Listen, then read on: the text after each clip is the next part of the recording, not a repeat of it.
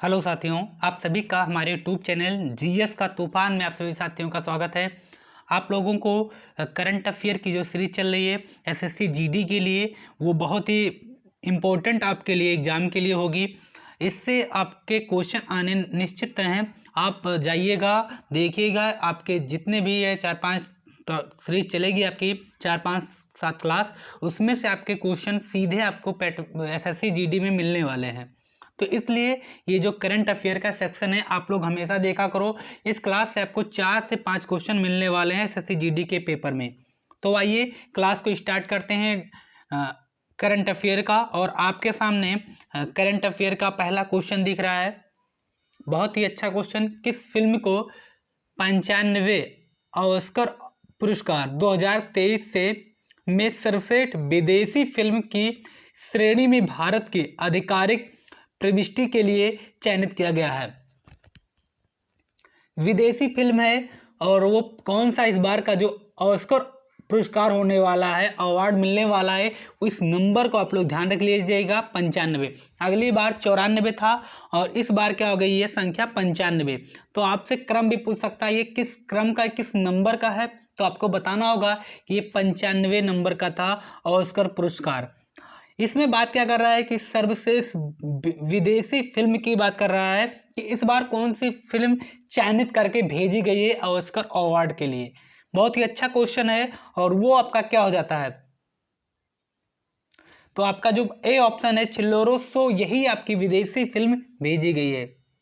चिल्लोरोसो ये फिल्म है, विदेशी फिल्म है और ये इस बार ऑस्कर अवार्ड में भेजी गई फिल्म है। ऑप्शन ए आज आपका करेक्ट आंसर हो जाता है। आगे लेकर चलते हैं आपको क्वेश्चन नंबर 2 पर। आप लोगों ने इस क्वेश्चन में क्या समझा कि इसका कौन सा ऑस्कर अवार्ड था? 95। ए ऑप्शन आपका जो विदेशी फिल्म थी वो भेजी गई है। ये दो टाइप से क्वेश्चन आपको बनाए जा सकते हैं।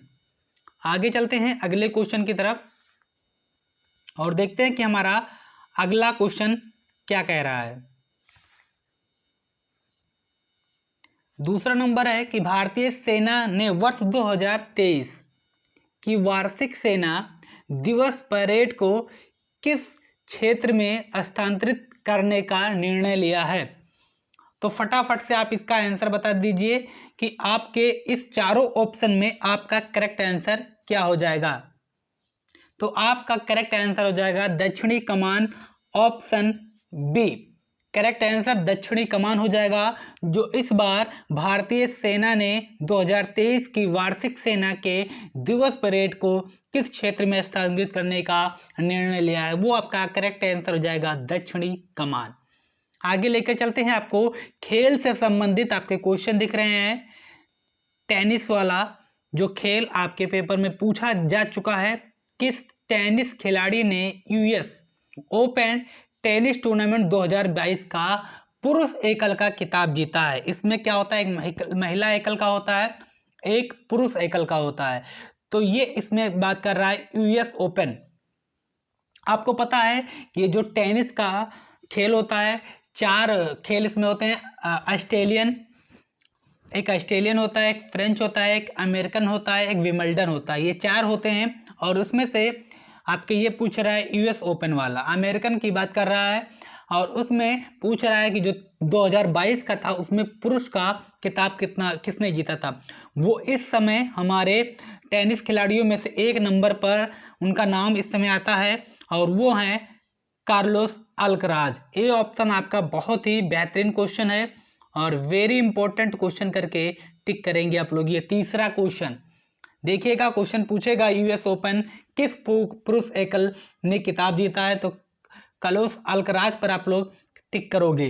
राफेल नडाल, नोवाक जोकोविच, इन सब पर आप ज़्यादा टिक करोगे क्योंकि यही सबसे ज़्यादा बार जीतने वाले खिलाड़ियों में इनका नाम रहता है। तो इसलिए इस नाम को आप लोगों को याद रखना है।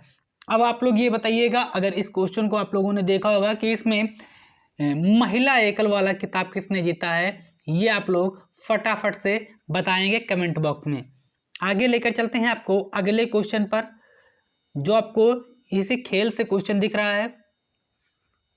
बहुत ही अच्छा क्वेश्चन दिख रहा है कि पुरुष एशिया कप 2022 क्रिकेट टूर्नामेंट का खिताब किस देश ने जीता। थोड़ी देर पहले फर्स्ट क्लास जब मैंने करंट अफेयर की ली थी उसमें मैंने आपको बताया था कि जो एशिया का जो कप था 2022 का वो किस टूर्नामेंट टीम ने जीता था, महिला का भी बताया था और पुरुष का भी बताया था वहाँ पे।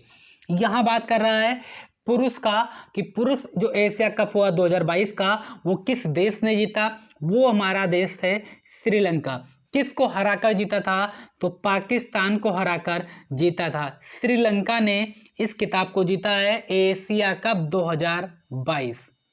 महिलाओं में अगर पूछेगा तो भारत ने जीता है महिलाओं में। ठीक है, ये दोनों चीजें आपको याद रखिए, पुरुषों में श्रीलंका, महिलाओं में भारतीय महिलाओं ने एशिया कप को जीत लिया है। आगे लेकर चलते हैं आपको अगले क्वेश्चन पर, और अगला क्वेश्चन क्या कह रहा है उसको आप लोग देखिए, बहुत ही अच्छा क्वेश्चन है। संयुक्त राष्ट्र विकास, इतनी बार ये क्वेश्चन पूछा गया है कि संयुक्त राष्ट्र विकास कार्यक्रम यूएनडीपी द्वारा जारी 21-22 के मानव विकास सूचकांक HDI, इस पर लगाओ। Very very important question, exam वाला बहुत क्वेश्चन ये पूछता है कि HDI में भारत को कौन सा स्थान प्राप्त हुआ है। तो लगातार ये क्वेश्चन आपके पेपर में पूछे जा रहे हैं, इसलिए आपको इसका आंसर पता होना चाहिए कि भारत की रैंक इस सूचकांक में क्या आई है। तो इस सूचकांक में जो भारत की रैंक आई है वो आई है 132वां। कौन सी रैंक है, 132वें नंबर की रैंक है भारत की।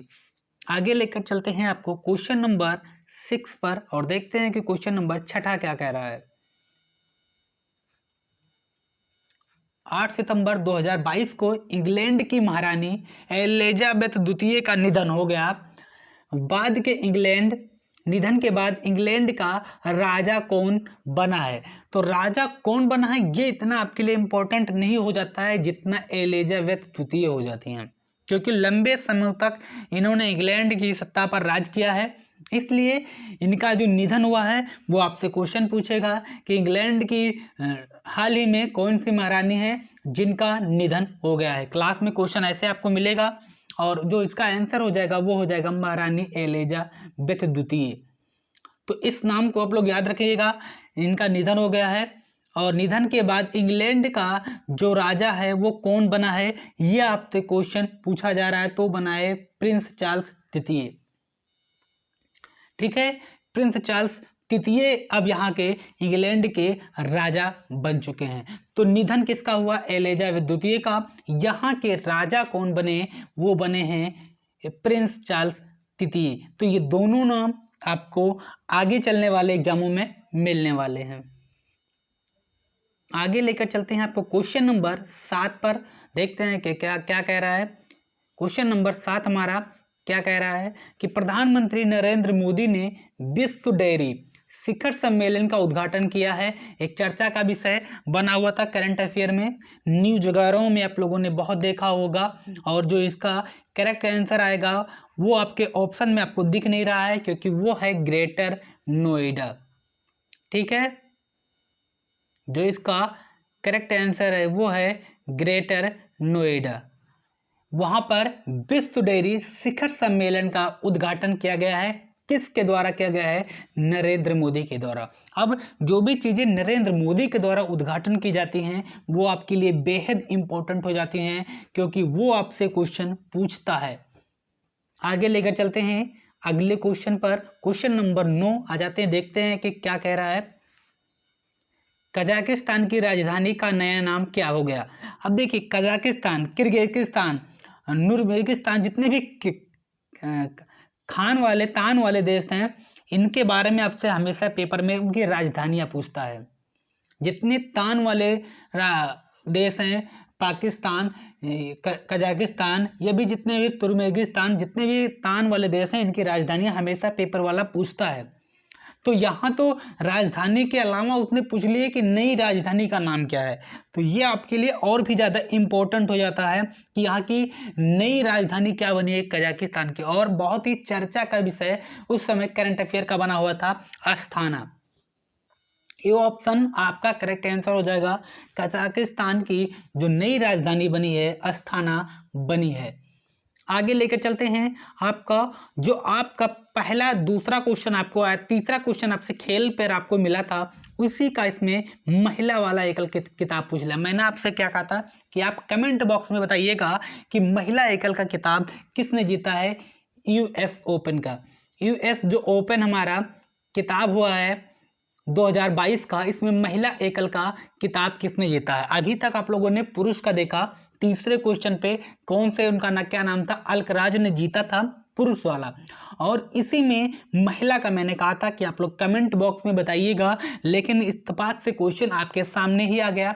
वो जीती हैं एगा स्वीटेक। ऑप्शन बी आपका करेक्ट आंसर हो जाता है। तो पुरुष में अलकराज, महिलाओं में कौन सा जीता है, एगा स्वीटेक ने जीता है महिला एकल का किताब यूएस ओपन का।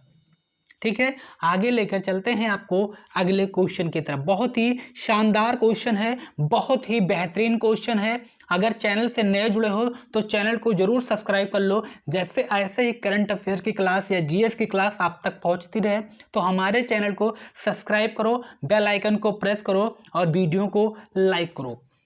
आगे लेकर चलते हैं आपको क्वेश्चन नंबर 10 पर। देखते हैं कि क्या कह रहा है क्वेश्चन नंबर 10। AIIMS दिल्ली का नया निर्देशक किसे नियुक्त किया गया है। AIIMS दिल्ली का नया निर्देशक किसे नियुक्त किया गया है। तो नया निर्देशक दिल्ली का किन्हें नियुक्त किया गया है, doctor M Srinivas. Option A आपका करेक्ट है, श्रीनिवास को यहाँ का दिल्ली का नया निर्देशक नियुक्त कर दिया गया है। आगे लेकर चलते हैं आपको क्वेश्चन नंबर 11 पर। देखते हैं कि क्वेश्चन नंबर 11 क्या कह रहा है। सितंबर 2022 में जारी IMF की नई रिपोर्ट के अनुसार कौन से देश की अर्थव्यवस्था दुनिया की 5वीं सबसे बड़ी अर्थव्यवस्था बन गई है। इस पर लगाओ कि ये क्वेश्चन आपके पेपर में छपेगा, क्योंकि किसी देश को पिछाड़ कर भारत बना है। किसी देश को अगर अर्थव्यवस्था में अगर हम 5वें स्थान पर आए तो कोई किसी का स्थान 5वें नंबर पर रहा होगा, उसको हमने पीछे किया। और आप लोगों को कमेंट बॉक्स में ये बताना है कि वह कौन सा देश है जिसको हम लोगों ने पिछाड़ कर 5वीं अर्थव्यवस्था की सबसे बड़ी अर्थव्यवस्था के रूप में निकल कर आया है। भारत इस समय अर्थव्यवस्था के मामले में दुनिया की 5वीं सबसे बड़ी अर्थव्यवस्था बन गया है। तो 5वें नंबर पर हम लोग आ गए हैं अर्थव्यवस्था के मामले में। आप लोगों को बताना है कि किस देश को हम लोग पिछाड़ कर 5वें नंबर पर पहुंच चुके हैं। आगे लेकर चलते हैं आपको, इस क्वेश्चन को इंपॉर्टेंट लगा के रखिएगा। आगे लेकर चलते हैं आपको क्वेश्चन नंबर 12 पर। 64वें रेमन मैग्सेस पुरस्कार 2022 में किस काम्बोडियाई मनोचिकित्सक को सम्मानित किया गया है। तो फटाफट से बता दीजिए कि ये जो रेमन मैग्सेस पुरस्कार होता है ये किसको दिया गया है या इससे किसको सम्मानित किया गया है। तो वो दिया गया है सोथियारा छिप को। ऑप्शन सी आपका करेक्ट हो जाता है। आगे लेकर चलते हैं आपको अगले क्वेश्चन पर। क्वेश्चन नंबर 13 पर आइए, क्या कह रहा है कि भारत सरकार ने नई दिल्ली में इंडिया गेट से राष्ट्रपति भवन तक के पथ को राजपथ का नाम परिवर्तित करके क्या रखने की सिफारिश की गई है। आप लोगों को पता है इंडिया गेट, आप जितने लोगों ने गया होगा, इंडिया गेट के जस्ट सामने मतलब वहाँ से एक सड़क बनाई गई है जो सीधा जाकर संसद भवन में पहुँचती है। संसद भवन जहाँ राष्ट्रपति बैठते हैं, राष्ट्रपति भवन भी इसको बोला जाता है। तो वहीं से आपको सीधा आपको दिखता है, इंडिया गेट पे आप लोग खड़े हो जाएंगे तो राष्ट्रपति भवन वहाँ से सीधा दिखता है। सीधी रोड लगाई गई है और उसी का जो पथ है राजमार्ग पथ जिसे हम लोग कहते हैं, उसका नाम परिवर्तित करके क्या रखने की सिफारिश की गई है, यही आपका क्वेश्चन है। और वो रखना का कर्तव्य पथ आपका करेक्ट आंसर हो जाएगा। क्या कर दिया गया है, कर्तव्य पथ रखने की। अब नाम जो परिवर्तित होगा उसके बाद जो होगा वो हो जाएगा कर्तव्य पथ। बहुत ही बेहतरीन क्वेश्चन है, इंडिया गेट से या फिर कह लीजिए कि संसद भवन से। आगे बहुत संसद भवन बहुत ही शानदार डिजाइनिंग से बना हुआ है राष्ट्रपति भवन आपका। आगे लेकर चलते हैं आपको क्वेश्चन नंबर 14 पर और देखते हैं कि क्वेश्चन नंबर 14 क्या कह रहा है। साइरस मिस्त्री जिसकी 4 सितंबर 2022 को एक कार दुर्घटना में मृत्यु हो गई, किस भारतीय बहुराष्ट्रीय समूह के पूर्व अध्यक्ष है? साइरस, बहुत अच्छा नाम, बहुत ही मूल्यवान नाम कह लीजिए तो आपके पेपर के लिए, क्योंकि यह टाटा समूह से रिलेटेड व्यक्ति थे। ठीक है, आगे लेकर चलते हैं आपको क्वेश्चन नंबर 15 पर। बहुत ही अच्छा क्वेश्चन आपका आ रहा है 15 नंबर।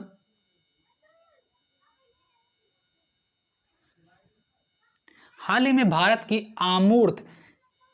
अमूर्त सांस्कृतिक विरासत को बढ़ावा देने और उसकी रक्षा के लिए किसने UNESCO के साथ साझेदारी की है? अमूर्त संस्कृति को बढ़ावा देने के लिए हम लोगों ने किसके साथ साझेदारी की है, ये आपको बताना है। आपके सामने 4 ऑप्शन दिख रहे हैं, बता दीजिए कि इसमें से आपका करेक्ट आंसर क्या हो जाएगा। तो वो हो जाएगा Royal Enfield. C option, Royal Enfield के साथ में अमूर्त धरोहर को विरासत को बढ़ावा देने के लिए उनकी जो रक्षा के लिए किन से उन्होंने साझेदारी की है, तो वो की है रॉयल इनफील्ड से। आप लोग बताइएगा आप लोगों की जो तैयारी है वो कितनी बेहतर है, कमेंट बॉक्स में बताया कीजिए। अमूर्त धरोहर की इस समय वर्तमान संख्या क्या है, ये आप लोगों को बताना है कि इस समय हमारे भारत में अमूर्त संस्कृत कितने हैं, अमूर्त धरोहर कितने हैं।